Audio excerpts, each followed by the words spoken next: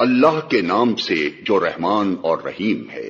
الانبیاء نام، اس سورت کا نام کسی خاص آیت سے ماخوذ نہیں ہے، چونکہ اس میں مسلسل بہت سے انبیاء کا ذکر آیا ہے، اس لیے اس کا نام الانبیاء رکھ دیا گیا۔ یہ بھی موضوع کے لحاظ سے سورہ کا عنوان نہیں ہے، بلکہ محض پہچاننے کے لیے ایک علامت ہے۔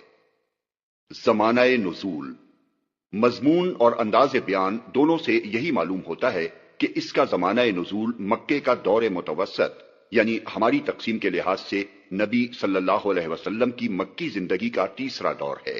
اس کے پس منظر میں حالات کی وہ کیفیت نہیں پائی جاتی جو آخری دور کی صورتوں میں نمایاں طور پر محسوس ہوتی ہے۔ موضوع و مضمون، اس سورہ میں وہ کشمکش زیر بحث ہے جو نبی صلی اللہ علیہ وسلم اور سرداران قریش کے درمیان برپا تھی۔ وہ لوگ آن حضرت کے دعوی رسالت اور آپ کی دعوت توحید و عقیدہ آخرت پر جو شکوک اور اعتراضات پیش کرتے تھے، ان کا جواب دیا گیا ہے۔ ان کی طرف سے آپ کی مخالفت میں جو چالیں چلی جا رہی تھیں، ان پر زجر و توبیخ کی گئی ہے اور ان حرکتوں کے برے نتائج سے آگاہ کیا گیا ہے۔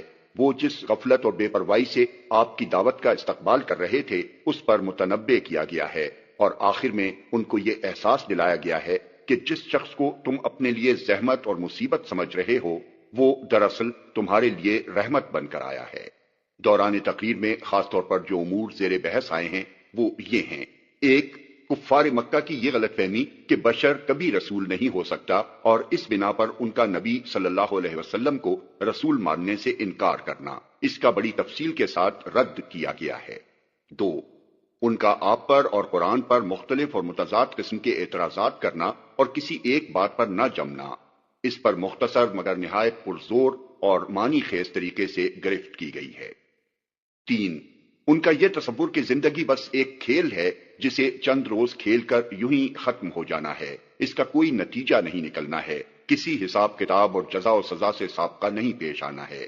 یہ چیز چونکہ اس غفلت و بے اعتنائی کی اصل جڑ تھی جس کے ساتھ وہ نبی صلی اللہ علیہ وسلم کی دعوت کا استقبال کر رہے تھے، اس لیے بڑے ہی مؤثر انداز میں اس کا توڑ کیا گیا ہے۔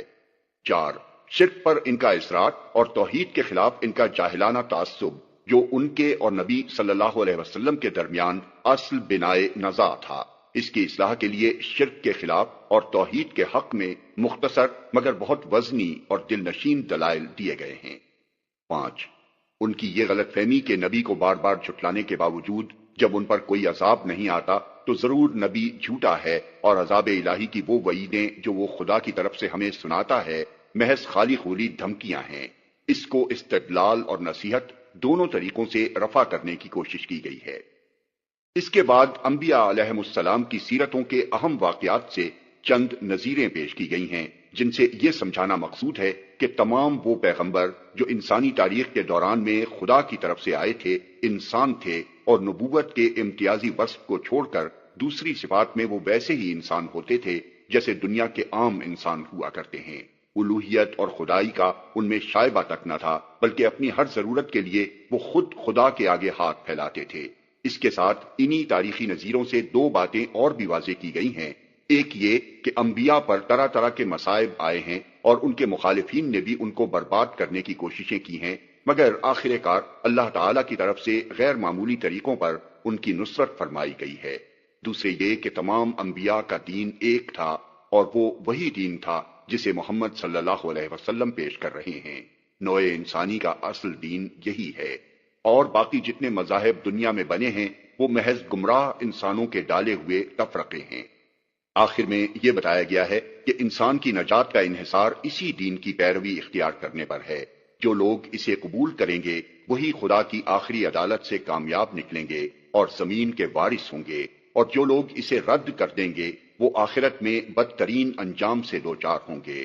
اللہ تعالیٰ کی یہ بڑی مہربانی ہے کہ وہ فیصلے کے وقت سے پہلے اپنے نبی کے ذریعے سے لوگوں کو اس حقیقت سے آگاہ کر رہا ہے۔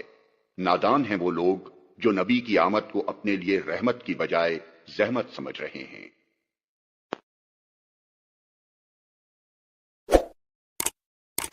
Like, share and subscribe for more videos.